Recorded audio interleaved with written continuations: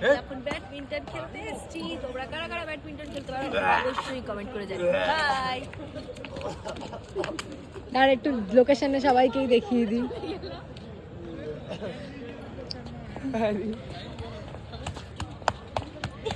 সাবাস, নে না না না খেল এবার। খেলবো খেলবো, দাঁড়াও দাঁড়াও, তোমরা দাঁড়াও, আমি খেলছি।